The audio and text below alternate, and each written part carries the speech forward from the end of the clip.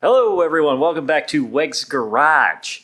We are back here again working on our 1964 Triumph TR4, and today we're going to be putting our overdrive back on the transmission. Stay tuned!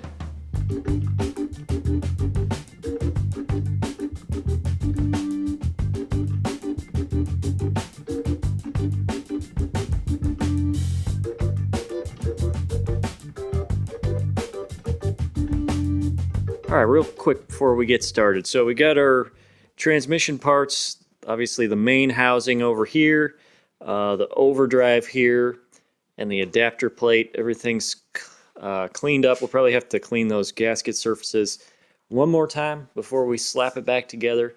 The plate, obviously, we lapped a bit last week. If you haven't seen that, I'll post a link in the description to that. Other supplies we've got a new set of gaskets in this cardboard here. We also have 2 quarts of Redline NT90, which I've been told is like the best transmission oil for this car. So we're going to try it this time. Haven't been running this before.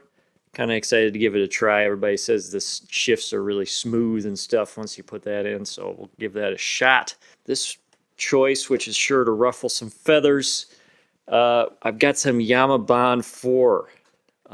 That is what we're going to use to seal everything up on this transmission. Final thing we've got is a helicoil kit here, and you see Dad's already kind of working on this. One of our bolts for the transmission top cover is stripped out, the threads in the housing, so we're going to fix that. Yeah, we'll probably get started fixing that first, so we can keep the debris out of there when we do that. So never used one of these before. We'll see how it goes.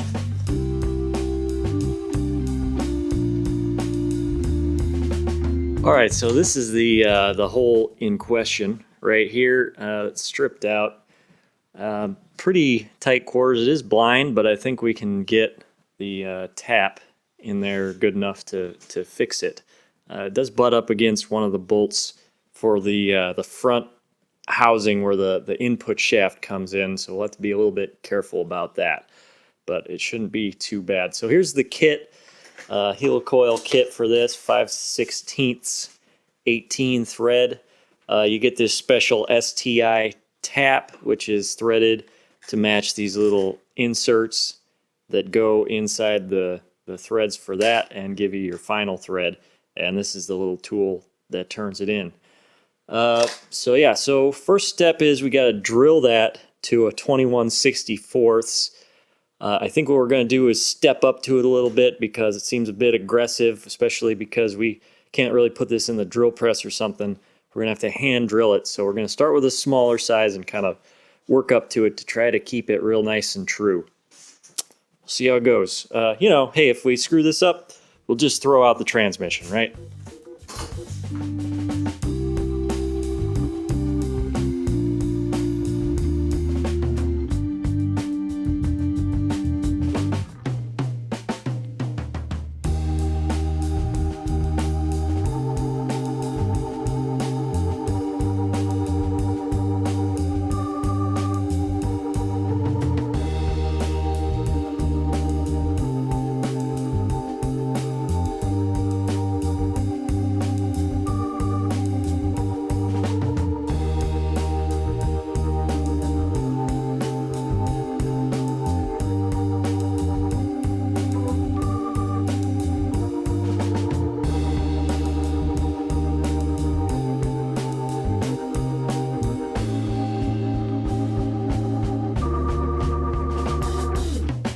Okay, well that went quite well. Very easy to use kit.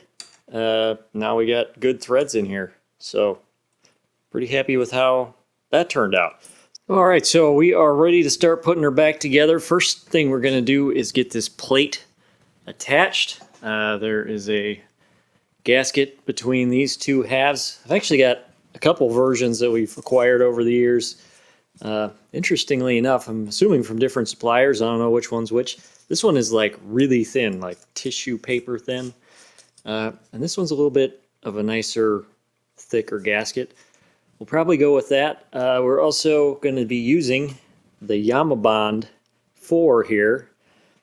I know a lot of people like to recommend Hylamar or some Permatex stuff like that there, but that's what we used last time. It didn't work. So I've always had really good luck with this Yamabond. I think it's a really good product. We're going to use it on with a gasket. Again, kind of controversial, but we're going to go with it. Also, the other thing we're going to do is a couple of these bolts that go through to the main housing of the transmission, and they can cause leaks. We're just going to put a little bit of the Yamabond on the threads for those bolts to try to seal that up a little bit better as well. So get that first plate put on, and then we'll talk again.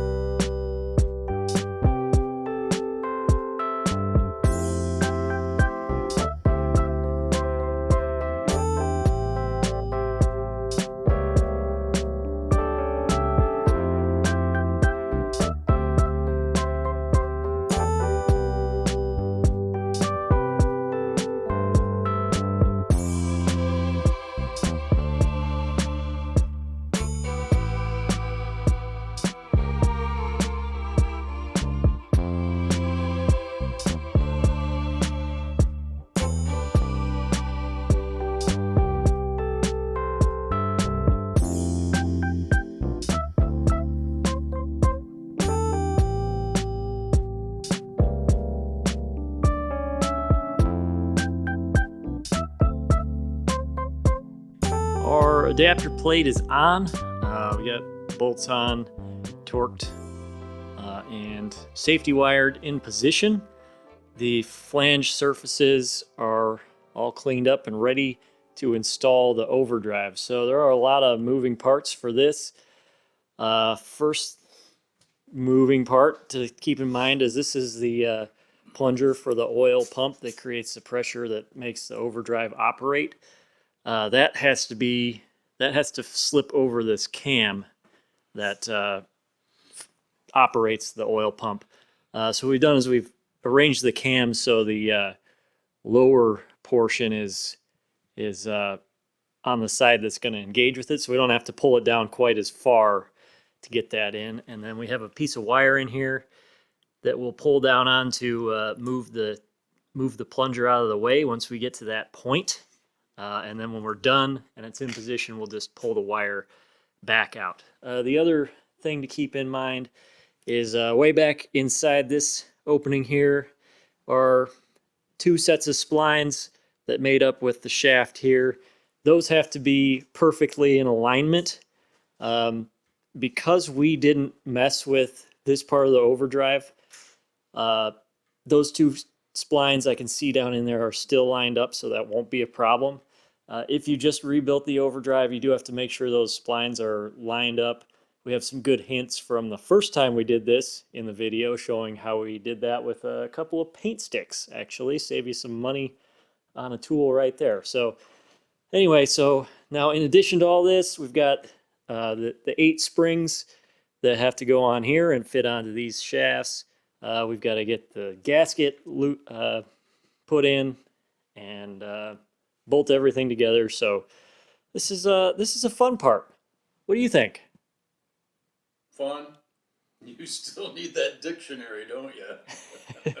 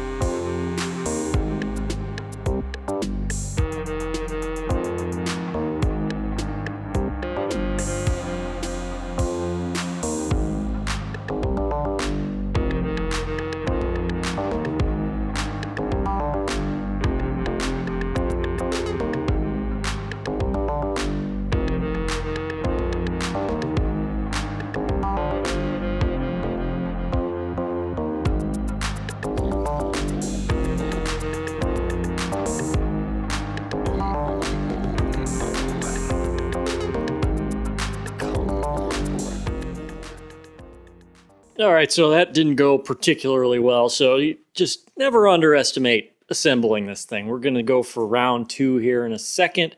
We had an issue with our wire we threaded through to compress the plunger.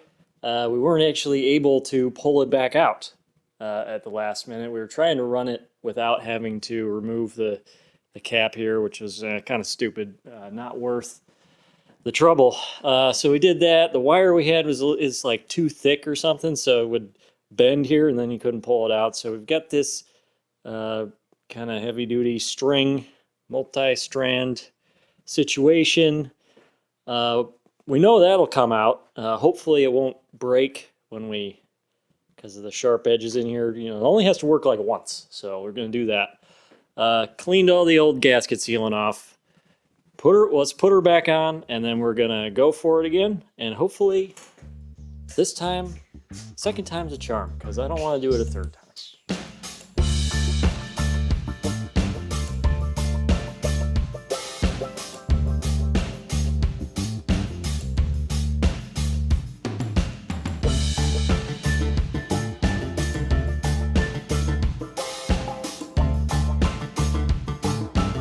See this YouTube?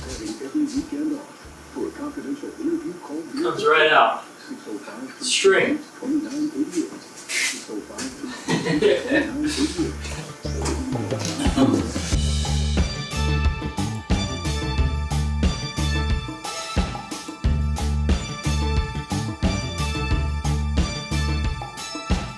So that's it then. We finally got her back together. It is a frustrating process, as anyone who has put together one of these overdrives probably knows. But it's not that bad. It's doable. You just got to get everything lined up just right and get it put together. So that is done. The Yamabond sealant wants 24 hours to set.